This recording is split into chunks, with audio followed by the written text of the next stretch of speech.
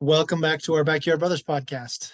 We are talking NFL midseason report, continuing the with the other 16 teams that we didn't hit last week. We'll touch on that in a second, but we wanted to jump on two topics beforehand, very quickly. First of all, it's kind of an amusing discussion as well as a real one. Over in the NBA, mainly we talked about a trade a couple weeks ago. James Harden going from the Philadelphia 76ers to the Los Angeles Clippers. Obviously, since Houston, he's bounced around with the Nets and then the 76ers and now over to the Clippers, each time demanding a trade after less than a year, really, of being there.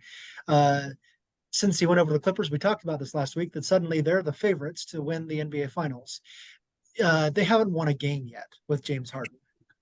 They are 0-7 since James Harden has just joined that team. Is that just the luck of the draw?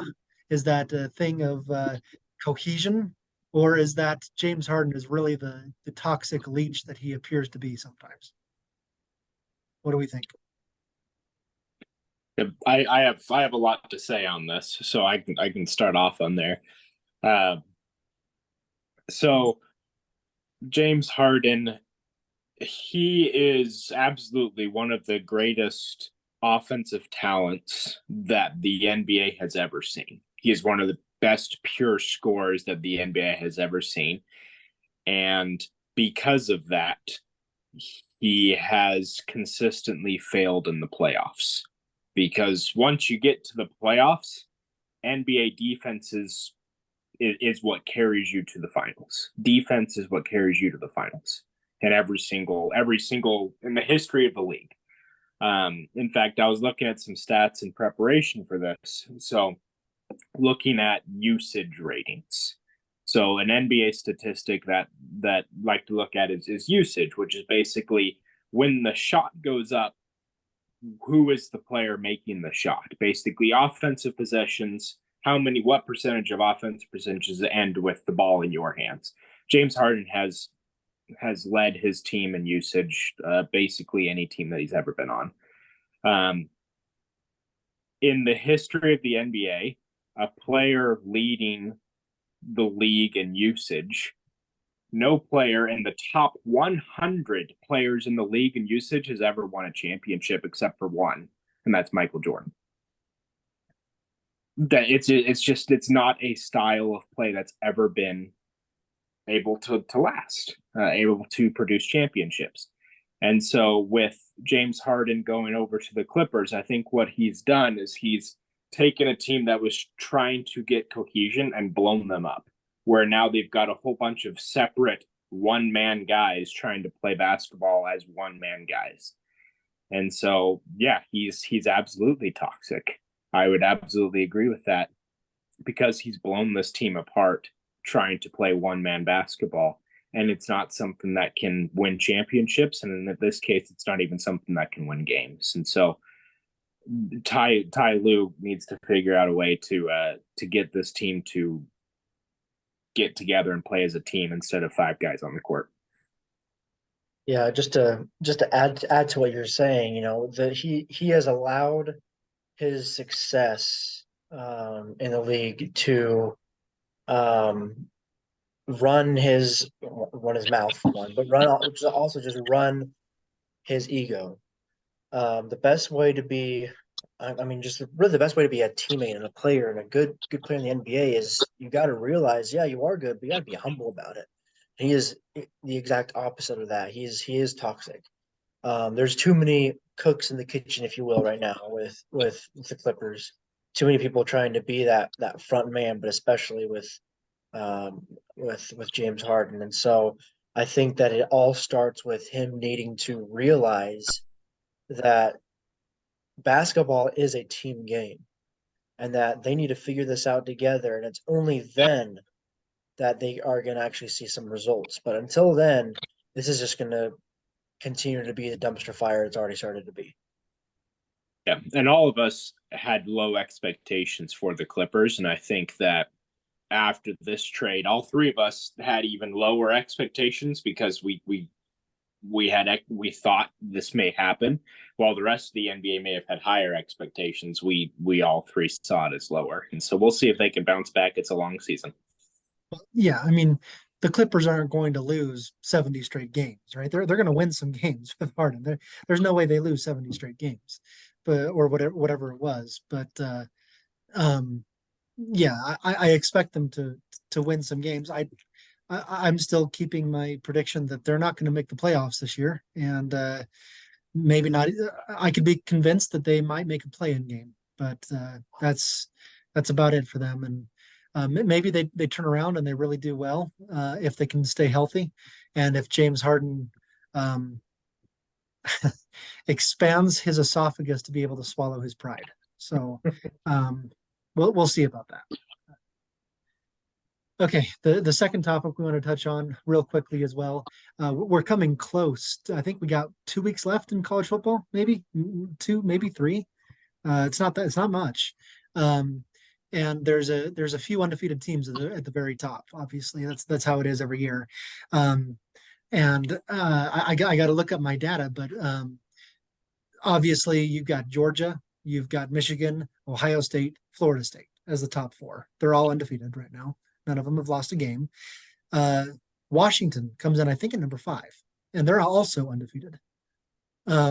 They've won every test put against them, including USC, Oregon, Utah last week. They've passed every test.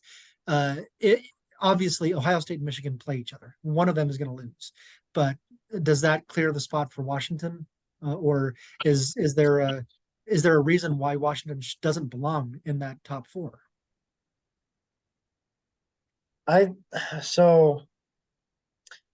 think there's going to be 3 undefeateds at the end of the season. I think that, and obviously, like you're saying, Ohio State, Washington, or Ohio State, Michigan, there's going to be one there that loses. But in the Pac-12, and if you guys disagree with me, let's talk about it. But in the Pac-12, Washington, although the record says so, they're not the best team in the Pac-12. I think Oregon is the best team in the Pac-12. They have a more balanced team. They have a full, complete team. Washington has the best passing team in the nation, which makes sense. They have incredible receivers. They have possibly one of the front runners in Heisman quarterback, Michael Penix Jr., if not the front runner, which he probably should be, honestly. And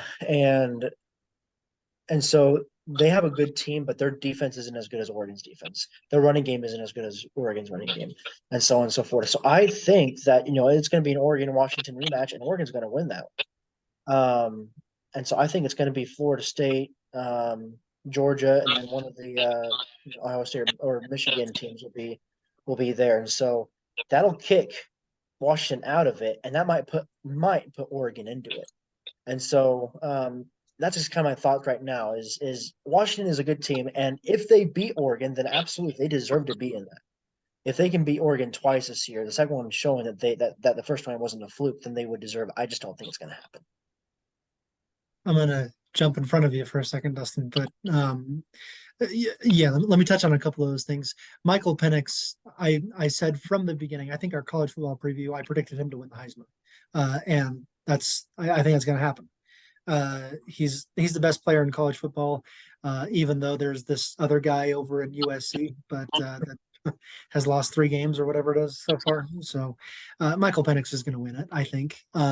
But yeah, the Pac-12 has a history of bloodbaths where they all kill each other twice, and then no one goes to the college football playoff, and that might happen again this year. If she said, honestly, if Oregon beats Washington in that Pac-12 championship game, I still think the loser of Ohio State Michigan is above them, and so both Ohio State and Michigan end up going to the playoff, and Pac-12 is left off. That's what I would think would happen in that case, unless it's another Michigan absolute beatdown of Ohio State like it's been the last couple of years.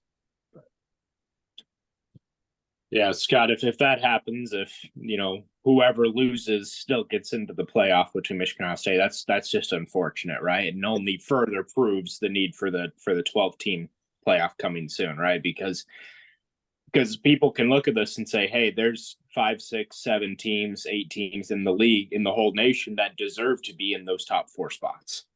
And so, yeah, I look forward to that. But Yeah, Cody, like you said, that Oregon is Washington's test. If they beat Oregon, then they absolutely deserve to be in the playoff. And same with Ohio State, Michigan. Whoever wins that deserves to be in the playoff. Does the other one deserve to be out? Probably not, but that's not how the rules are written right now. Well, they So would both be in next year. Yeah. yeah. So I'm excited to see how some of it plays out. They said neither of these teams, Washington, Oregon, Ohio State, Michigan, Georgia, Florida State, none of them deserve to be out. So, but there's going to be two of them out. And real quick, if I just, and I would agree with you, Scott. If Michigan beats Ohio State barely, then they would probably I could see them probably trying to give both Michigan and Ohio State a spot in that.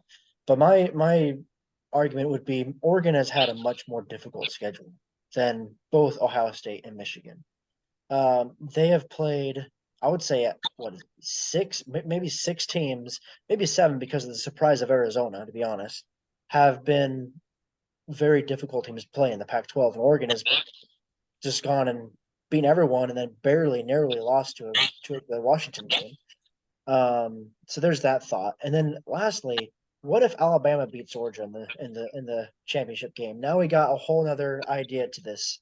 And so there are still a lot of things that could happen. But the fact of the matter is we can say that we think we know at least three of them are going to be in three teams that are going to be in the top four, but there's a lot of things that could still happen. Definitely. And Alabama could beat Georgia. I think Alabama, do they only have one loss? If you got a one-loss Alabama team that wins the SEC championship, they're in. They might be, yeah. And Georgia's probably in too still. I don't know. If it's an SEC championship game, probably. But there's a lot of those things that come into it. Florida State should be undefeated. They have easy schedule the rest of the way. I think they have Florida in their final. Yeah. So anyway, we'll see about that going forward.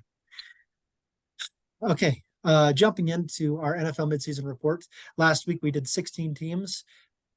Looking back at them, there's very few changes that I would want to make on any of the 16 teams we talked about.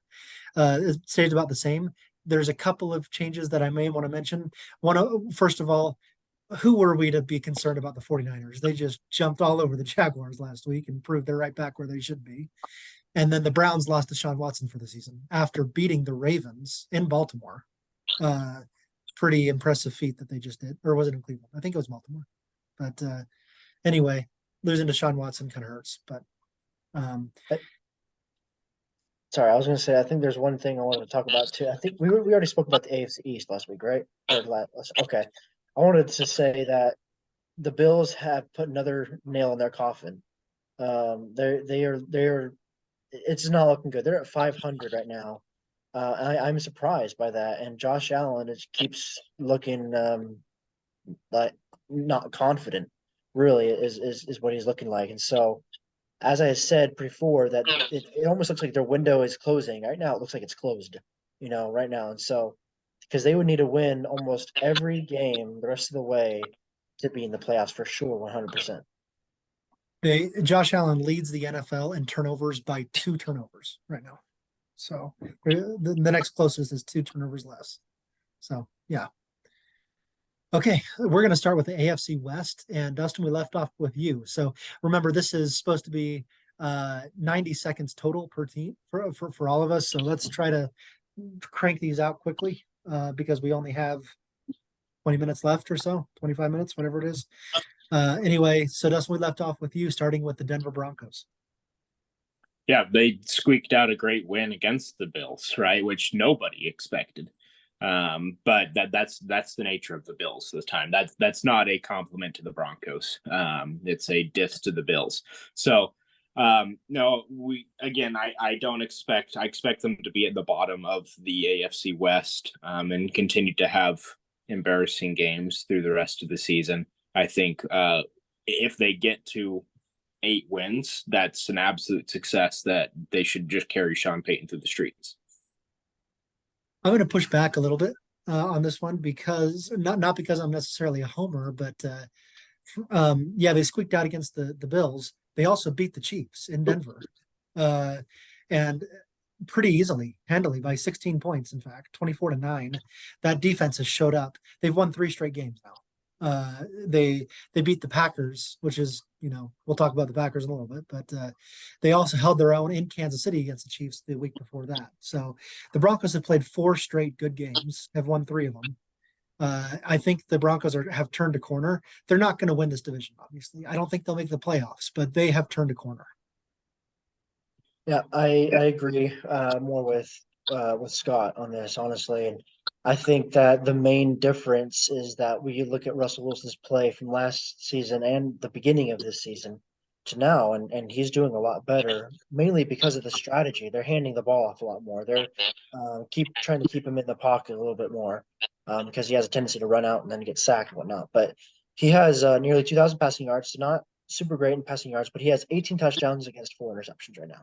So he's doing really well in that regard. And so I think that, they are on an uphill climb. But I agree, they're not going to win the division. They might finish in last. So I don't know, but they're not gonna have they have 4 wins right now or 5 wins or something like that. They're not gonna settle at that 4 or 5 wins. They're gonna win some more games.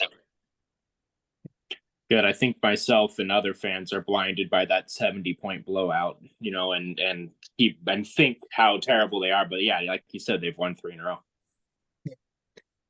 Okay, Kansas City Chiefs. I start with this one. They're 7-2, right? I mean, this is their top seed in the AFC, but something's not right. And they've the games that they've won, they're not the same offense. This is going to be Patrick Mahomes' worst statistical season in his career. He's not throwing the ball well. This is not an MVP candidate anymore this season.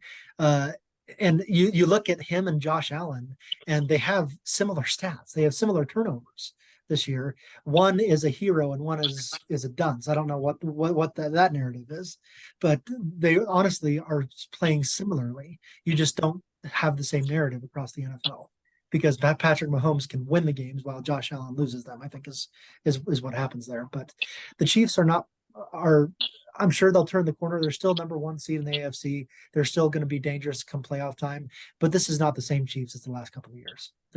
Something's wrong over there. Yeah, I agree completely. I'm looking to this team and for a while it was kind of like something's off. What is it? I can't quite identify it because they're winning games and then you look at the stats, and I know we're just talking about the stats a little bit. Patrick Mahomes has thrown 8 interceptions, which is already more than he had, I think, at all last season. I think he threw like 4 or 5 or something like that last season. He's also only thrown 17 touchdowns. I think a typical Patrick Mahomes season, by now he's probably creeping up on 30. And so he really is having a low year right now. But that doesn't necessarily matter. The fact is that they're 7-2, they're winning games. It doesn't really matter how you win games in the NFL. It just matters that you do, and they are. Yeah, I agree with the fact that they're struggling. They look wrong. At this point, getting to a playoff game, I'm not sure that they can win a playoff game just because everything gets elevated, right? Their competition will be elevated, and if they can rise to that, great. But yeah, they've been struggling. But looking at some stats here, their defense has been keeping them in the game, where defense has been, making it a low scoring game, allowing the Chiefs to win a lot. That's true. Okay, the Raiders. We have a lot of stuff moving on there. Moving on from Josh McDaniels, and Antonio Pierce is 2-0 as a head coach for the Raiders. Who would have guessed? Except he's played the Giants and the Jets. So hold your applause until the end, please. So yeah, I don't know what to make from that. I think moving on from Josh McDaniels was the right move. That's a culture move. Josh McDaniels is toxic coach. Apparently, he's just horrible for that locker room. Antonio Pierce is a player's coach, and they love playing for him. I don't know if he's going to be the coach next year, but I think it was the right move so far this year. We'll see when they play teams that can play football. Oh wait, I don't know why I started. You should have started, Cody. Sorry. No, you're okay. You're okay. Honestly, I think I prefer that you started because I'm not even sure what to say about the Raiders right now. So, other than obviously good decision to move on from Josh McDaniels, Antonio Pierce seems to be, and my from I like what you said, but at the same time, a Jets defense is a good defense, and so playing against the Jets and beating the Jets barely is it should be looked at with some applause, in my opinion. So, um, but overall, I'm trying to remember if Jimmy Garoppolo was injured or benched. I don't remember which benched. Okay, and Aiden O'Connell stepped in as an undrafted. I think he's an undrafted rookie. Fourth rounder, fourth round. Fourth round, excuse me, fourth round rookie, and has been he's been okay in a sense of a game manager, but he has obviously more picks than touchdowns right now. So I'm not sure what to say. Raiders team is kind of confusing to me right now. Yeah, when we talked about this a couple weeks ago, I talked about Devonte Adams, and since the change, not much has changed for him. He's not getting significantly more catches or targets or anything like that. They're still winning games, right? But it's not him that's necessarily been the secret weapon. As you alluded to, the secret weapon may be who they played. Um, but I'm excited to see Aiden O'Connell and see what he can do to try to spark that offense just a little bit more. And so it'll be interesting to watch and see. Okay, Cody, start us with the Chargers. So with the Chargers, they are see they're sitting at 4-5 right now. So I'm a little bit surprised, honestly, at their record right now, and I'm not sure if I can have a single thing to point at who it is. But I think one thing that I think we can all agree on, and maybe I'll find out that we don't, but is that Justin Herbert is a great quarterback. I'm not sure if he's elite though. I'm not sure if he's elite. He doesn't seem to reach that tier, but he is a great quarterback. He's reliable. Year after year, he has good numbers. And I think that when you have him, you have Keenan Allen, Mike Williams, you have a good team, and especially with Austin Eckler as well. You have a good team, and so I don't know why they are 4-5. It could be they have a difficult schedule that they've been playing. They play in a somewhat difficult division right now, and so I'm kind of more scratching my head a little bit more than I was even with the Raiders. Why are they 4-5? They shouldn't be. Is my kind of thought with a good quarterback and a good team surrounding them.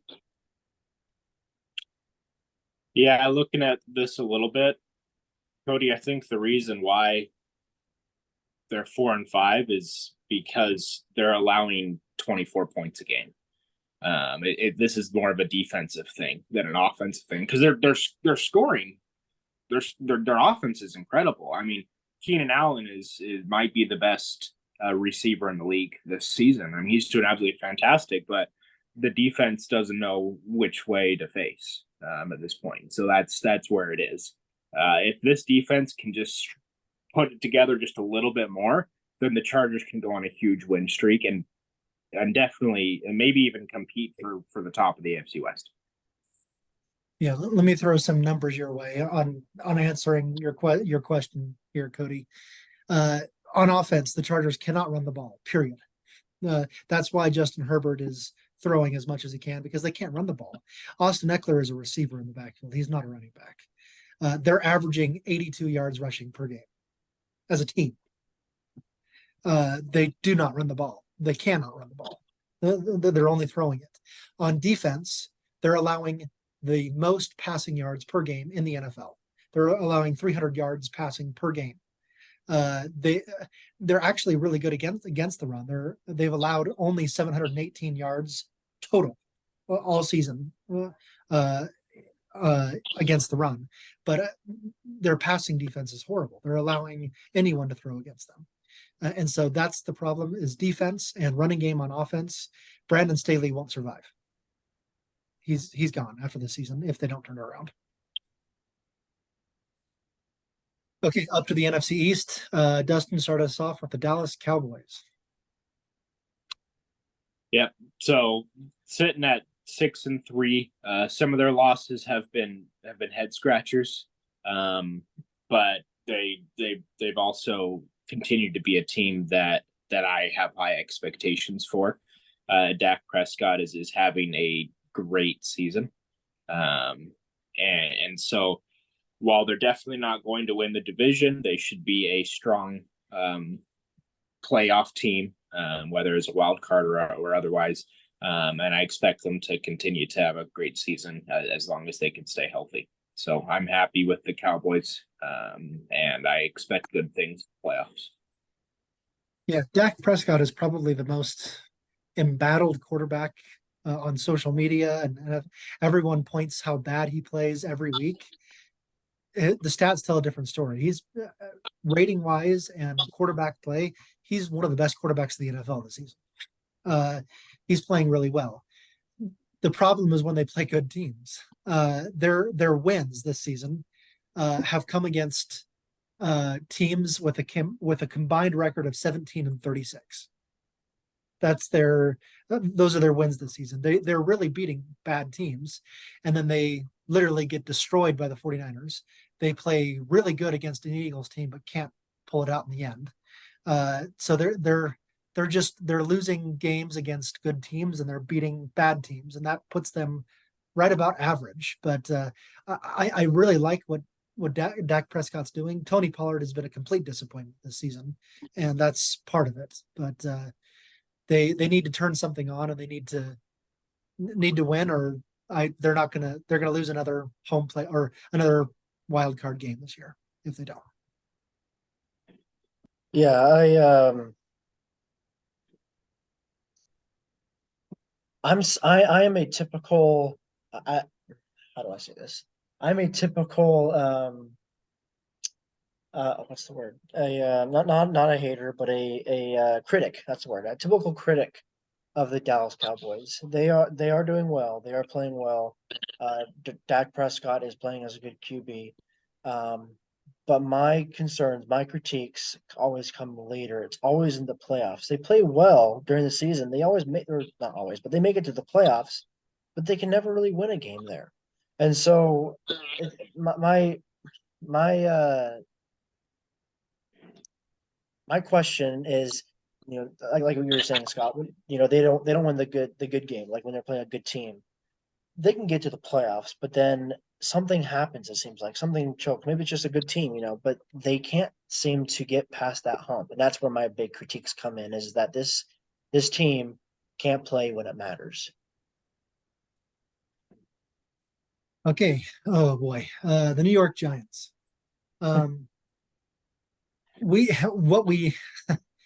bad is this going to get is really the question that we need to be asking it.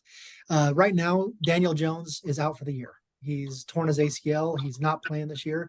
Tyrod Taylor gets injured waking up in the morning from bed. So he's out on injured reserve with a rib injury as well. Apparently, they're not signing quarterbacks, even though Tommy DeVito, is that his name? That's the rookie that's playing. I think he threw for 26 yards against the Cowboys last week. And it's bad. They need to sign somebody. And the offense is horrible. The defense is not much better. They have a horrible point differential, a point differential of minus 138 this season so far. They're not just losing games. They're getting blown out of almost every single game. How bad is this going to get? I don't know. I don't think Brian Dable is going to lose his job after winning Coach of the Year last year, but who knows?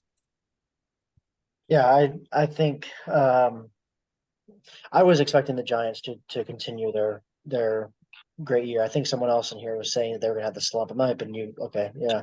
And congratulations to you. You got that. So they have an average scoring of 12 points per game right now, which is just horrible in every sense of that word. I don't think Brian Daboll is going to lose his job, nor should he lose his job right now. I think he deserves at least one more year to figure out what the heck's happening this year and then fix it. So I always feel like 3 years should be kind of like the standard for a new coach. Exceptions, of course, every now and then, like Josh McDaniels or whatever, or Urban Meyer.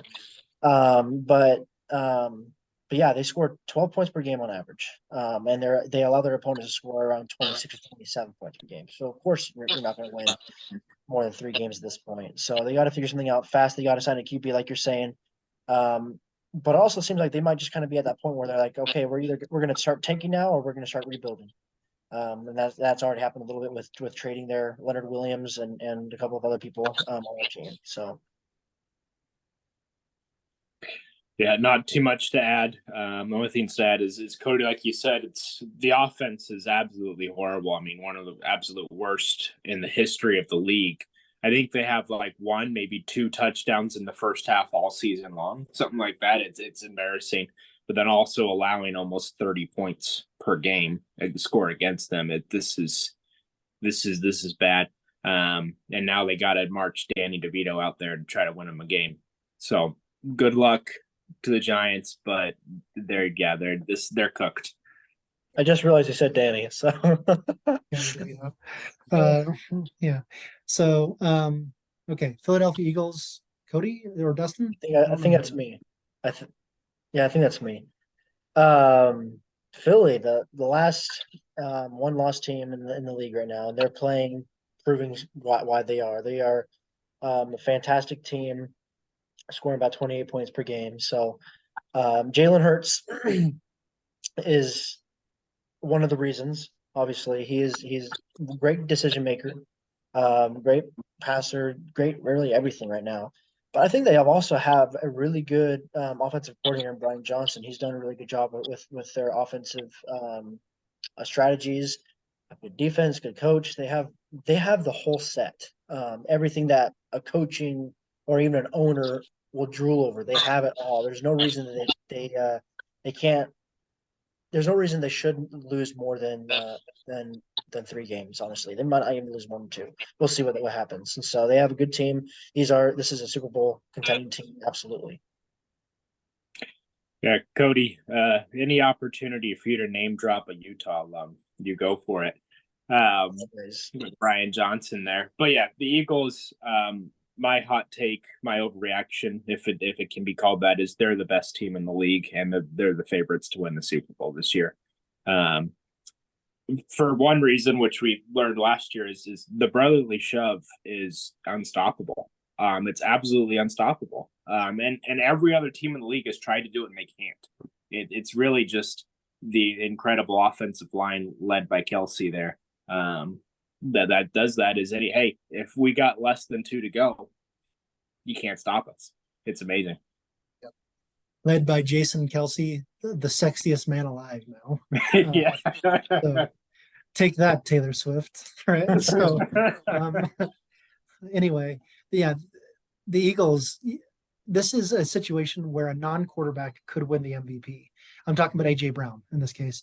He has 6 straight games of at least 125 receiving yards. That's an NFL record.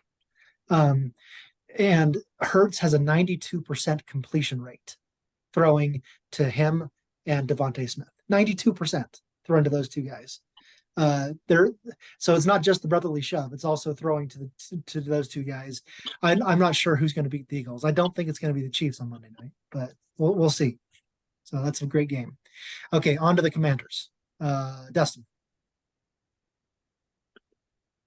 So I haven't watched much of the Commanders this season. But some things that I can tell you is let's see here, that they're allowing, close to 30 points a game.